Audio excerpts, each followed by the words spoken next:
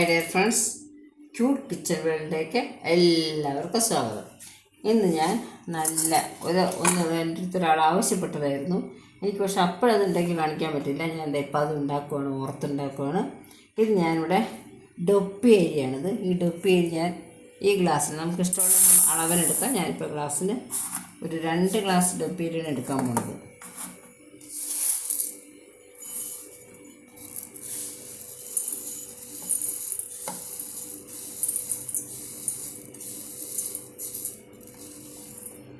രണ്ട് ഗ്ലാസ് ഡൊപ്പിയരി ഇട്ടിട്ടുണ്ട്.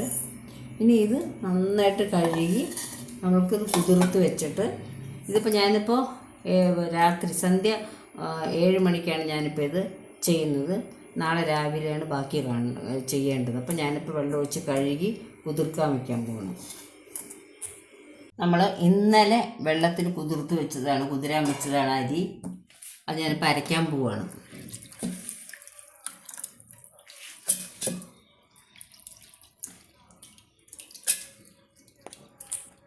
നമ്മളിപ്പോൾ ഇത് അരയ്ക്കാനായിട്ട് ഞാൻ വെള്ളം ഒഴിച്ച് വെച്ചിട്ടുണ്ട്. ഒരു ഇഡ്ഡലിയുടെ പാകത്തിന് വേണം ഇത് അരയ്ക്കാനായിട്ട്. ബാക്കി നമുക്ക് കാണാം. നമ്മളിവിടെ അരച്ച് കൊണ്ടുവന്നിട്ടുണ്ട്. കണ്ടോ മാവ്.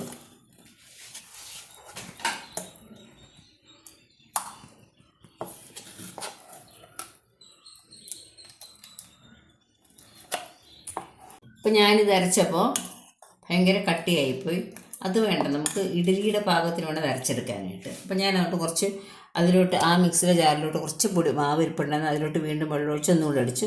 നമുക്കിനിത് ഇഡ്ഡലി പാകത്തിലാക്കണം. അപ്പോൾ അരയ്ക്കുമ്പോൾ തന്നെ വേണമെങ്കിൽ ഉപ്പിട്ട് തന്നെ അരയ്ക്കാം. കാരണം ഡൊപ്പി അരിയാണ്, ഇച്ചിരി പാടാണ് അരി അരയ്ക്കുമ്പോൾ. ഞാനിത് കുഴച്ചിട്ട് കാണിച്ചു തരാം. ഇഡ്ഡലിയുടെ മാവ് അത് ഓർത്താൽ മതി. അപ്പോൾ ഇത് കണ്ട, ഇതാണ് മാവ്. അപ്പോൾ ഇഡ്ഡലിക്കൊക്കെ ഒഴിക്കുന്ന പാകത്തിനാക്കിയ മാവ്. അപ്പോൾ വെള്ളം പോലെ ഇത്തിരി വെള്ളം ഒഴിച്ച് ഈ പാകത്തിനാക്കണം, ലൂസാകരുത്. കണ്ടോ, ഉപ്പിട്ട് റെഡിയാക്കി വെച്ചിരിക്കുകയാണ്. ഞാൻ ഇഡ്ഡലി തട്ട് വയ്ക്കുകയാണ്. ഇഡ്ഡലി തട്ട് വെച്ചു, ഇഡ്ഡലി പാത്രം വെച്ചിട്ടുണ്ട്. ഇഡ്ഡലി തട്ട് വെച്ചിട്ട് ഞാൻ ഈ മാവുണ്ടല്ലോ, നമ്മൾ ആട്ടിയെടുത്ത മാവ്, അത് ഞാൻ നമ്മൾ ഇഡ്ഡലി ഒഴിക്കുന്ന പോലെ തന്നെ ഒഴിച്ചെടുക്കുകയാണ്. അപ്പം നമ്മൾ ഇഡ്ഡലി ഒഴിച്ച് വെച്ചിരിക്കുന്നത് ഇതുപോലെ എല്ലാം ഒഴിച്ച് വെച്ചിട്ട് നമുക്ക് ബാക്കി കാണാം. നമുക്ക് നന്നിട്ട് ആവി വരട്ടെ, വെന്തിട്ടെടുക്കാം. ഇത് വെന്തിട്ടുണ്ട്.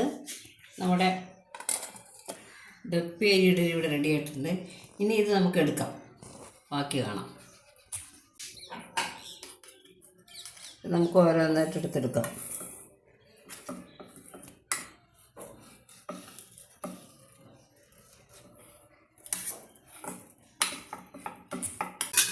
ഞാനിവിടെ ഇടിയപ്പത്തിൻ്റെ അച്ചെടുത്തിരിക്കുകയാണ്. അതിലേക്ക് നമുക്ക് ഈ എടുത്ത് വെച്ചില്ലേ, ഇതങ്ങോട്ട് ഇട്ട് കൊടുക്കാം.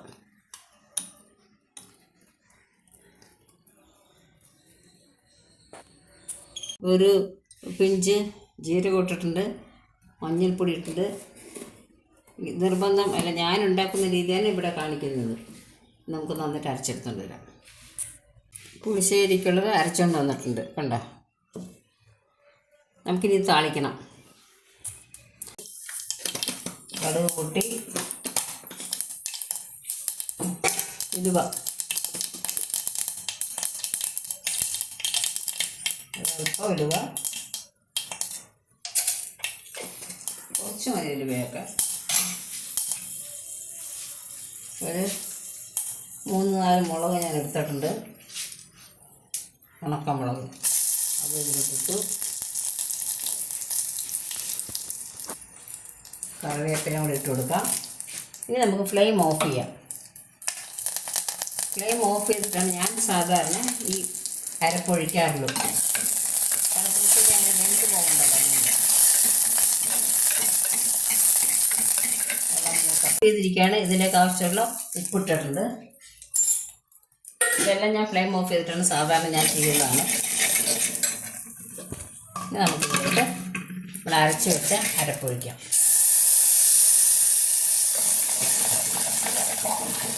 കുറച്ച് വെള്ളം ചേർക്കണം, ജാറ് കഴുകി വെള്ളം ഒഴിക്കാം കുറച്ച്. ഇനി നമുക്കിപ്പോൾ ഉപ്പൊക്കെ നോക്കാം.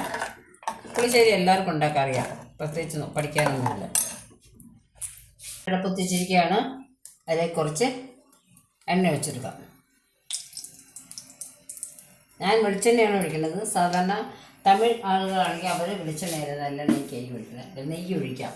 ഞാൻ വെളിച്ചെണ്ണ ഒഴിച്ചു. ഇനി നമുക്കിതിനെ കുറച്ച് കടുകിടാം. എണ്ണ ചൂടാകുമ്പോൾ ഒരല്പം കടുകിട്ട് കൊടുക്കാം.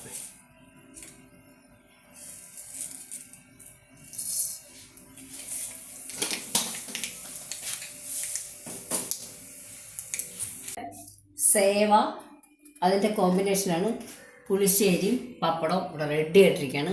അപ്പോൾ ഞാൻ കഴിഞ്ഞ പ്രാവശ്യം സേവ കഴിക്കുന്നത് ഇട്ടിരുന്നു, ഷോർട്സിൽ ഇട്ടിരുന്നു. അപ്പോൾ ഒരാളെൻ്റെ അടുത്ത് ചോദിച്ചു എങ്ങനെയാണ് സേവ ഉണ്ടാക്കണേന്ന് ചോദിച്ചു. ഇതാണ് സേവ, ഇങ്ങനെയാണ് സേവ ഉണ്ടാക്കണം. പക്ഷേ ട്രഡീഷണൽ നമ്മൾ ഉണ്ടാക്കണം ഇങ്ങനെയല്ല.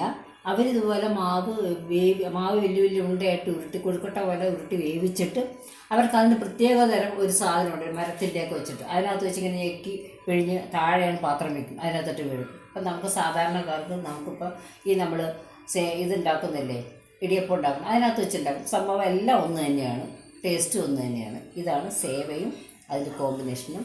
എല്ലാവരും ട്രൈ ചെയ്ത് നോക്കണം. ഇത്രയും നേരം കണ്ടതിന് എല്ലാവർക്കും നന്ദി, നമസ്കാരം.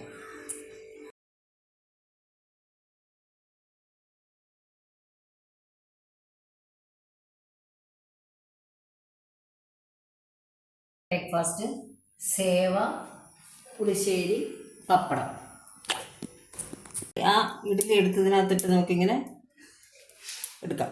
നമ്മുടെ സേവയ്ക്ക് വേണ്ടുന്ന പുളിശ്ശേരിയാണ് സേവയുടെ കറി. പുളിശ്ശേരിയും പപ്പടമാണ് സേവയ്ക്ക് സാധാരണ കഴിക്കാറ്. അപ്പം ഞാൻ അതിനുവേണ്ടി തേങ്ങ എടുത്തിട്ടുണ്ട്. ആവശ്യത്തിനുള്ള നമുക്ക് കഴിക്കേണ്ട തേങ്ങ മതി, ആവശ്യത്തിന് തേങ്ങ. ഇച്ചിരി നല്ല കട്ടിയുള്ള മോര്, തൈര്, പുളി വേണം, നല്ല പുളി വേണം, അതാണ് നമുക്ക് ആവശ്യം.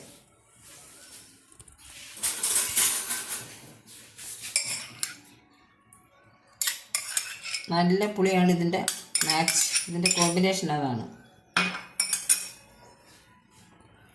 ഇനി നമുക്ക് പച്ചമുളക് എടുക്കാം. എരിവിന് ആവശ്യമുള്ള പച്ചമുളക് ഞാനൊരു 3 പച്ചമുളക് എടുക്കുകയാണ്. അടുപ്പത്ത് വെച്ചു. അതിൽ കുറച്ച് വെളിച്ചെണ്ണ ഒഴിച്ചു കൊടുത്തു. നമ്മൾ പുളിശ്ശേരി ഉണ്ടാക്കാൻ എല്ലാവർക്കും അറിയാമല്ലോ അല്ലേ, പുളിശ്ശേരി താളിക്കാനായിട്ട്. അപ്പോൾ ഞാൻ പുളിശ്ശേരി കളിക്കുകയാണ്. എണ്ണ ചൂടാവട്ടെ.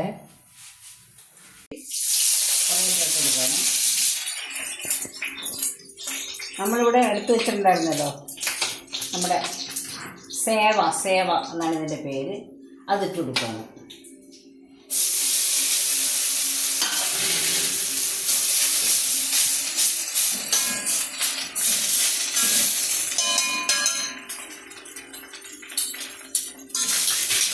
നമുക്കിത് പ്ലേറ്റിലോട്ട് മാറ്റാം. ഇത് തന്നെ മഞ്ഞളിട്ട് ഉണ്ടാക്കാം. കുറച്ച് മഞ്ഞൾപ്പൊടി ഇട്ട്. ഇപ്പം മഞ്ഞ കളർ, അതായത് ബ്രാഹ്മിൻസിൻ്റെയൊക്കെ കല്യാണത്തിന് സേവ അവർക്ക് നിർബന്ധമാണ്. കാരണം അവർ വെള്ള നിറത്തിലും മഞ്ഞ നിറത്തിലും സേവ ഉണ്ടാക്കും. നല്ല രസമാണ്. കാരണം അതിന് ശരിക്കും മാച്ച് ചെയ്ത് തന്നെയാണ്. ഈ പുളിശ്ശേരി തന്നെയാണ് അതിന് ഏറ്റവും നല്ല കോമ്പിനേഷൻ.